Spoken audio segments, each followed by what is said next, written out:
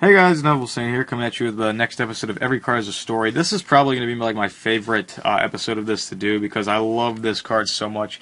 Ultimate Water Dragon is the card that we're going to be talking about today. I have a very personal story behind this. First of all, if you guys if you guys don't know, because I think I have mentioned this in previous episodes of this segment, but Elemental Energy was the very first sneak peek that I went to, very first like set that started me off like getting into like serious Yu-Gi-Oh, not just like, oh yeah, I have my Red Eyes Black Dragon, I'm better than you, blah blah blah, but actually getting like competitively with it, competitive with it, not competitively, and so yeah, that's just a little background on that. Elemental Energy was the first set that I really started getting serious about it. I go to the sneak peek with my dad, and at the time I was just looking for the Elemental Heroes. I was looking for like Shining Flare Wingman, and I think Flame Wingman was Elemental Energy too.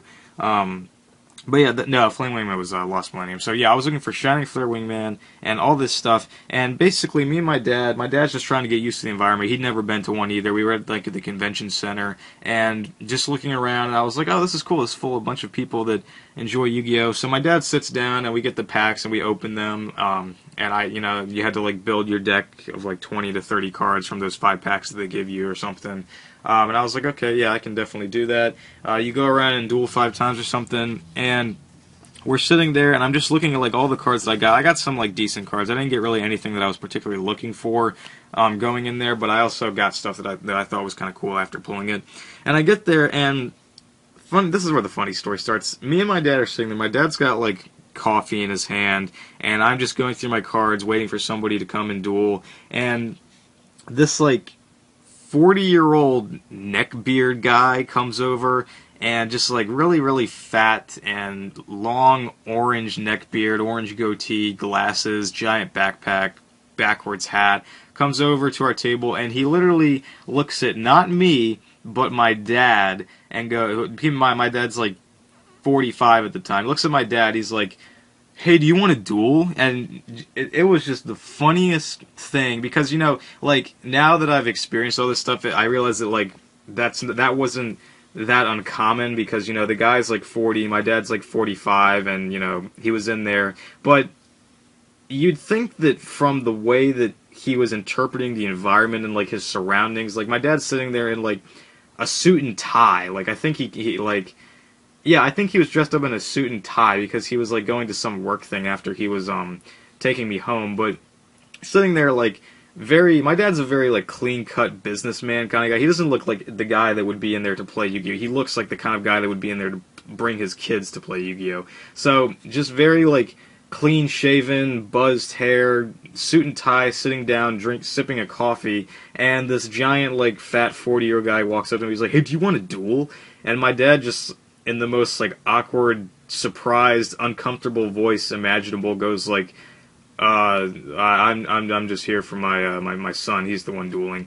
So the guy, like, just not even phased at all, just turns around, completely looks at looks at me, and so he's like, "So do you want to duel?" And I was like, yeah, sure. And he brought out like the dice and everything, and he's like, "Hey, do you have a water dragon?" And I was like, no, I don't have a water dragon because I didn't pull one, because you know it did come in the set. But he's like, all right, well, we'll just duel. But that like line, "Do you have a water dragon?" just because it became like really famous in terms of like the things I remember about that, and I'll get to that a little bit later in the story. But we dueled and I lost because, you know, I was just a kid, you know, trying to figure out how to play like better, and he's, you know, an expert because he's like 40.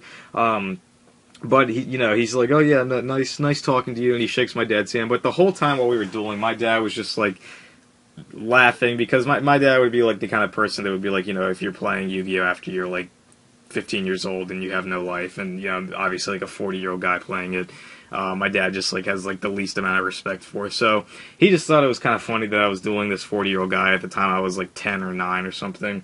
And anyway, so that passes, and then we have this guy that comes up to us, and I think this was about an hour later, and he's like, "Hey, I'll give you this water dragon." It was super, not ultimate. He's like, "If you go buy me a pack." And I was like, "Hey, Dad, can I get a water dragon to remember that guy that came up to us?" And he was like, just laughing. He's like, "Yeah, sure." So my dad and me go up, and my dad buys the kid a pack, and the kid gives me the water dragon super. And I just thought that was the coolest thing because I got that water dragon just to kind of remember the awkwardness of my dad with that 40-year-old guy that was like, "Hey, do you have a water dragon?" Um, just the funniest thing. Well, fast forward like 5 years, and then all that happens, and I ended up actually, like literally accidentally, I didn't even intend to do this. Traded or sold the super water dragon that kid gave me that my dad bought the pack for him. I ended up selling that in like one of my dollar binders because it's not worth much now. It's only worth like a dollar. Selling that, and after I did, I literally messaged the guy and I was like, because this is after I already sent it, I was like, "Oh, dude, I'm sorry, but like that water dragon that I gave you, do you still have that? Because that's kind of sentimental to me, and I kind of accidentally sold it to you." And I never got a reply from him, and I'm literally thinking about going back now, like 6,000 messages, however far back that is in my inbox, just to find his address and write him like a handwritten letter and mail it to his house just to find out if he still has the water dragon or the same one that I gave him, just to see if I can have that back. Because then I ended up making a trade for this random ultimate water dragon, because the ultimate one does look a lot cooler, honestly.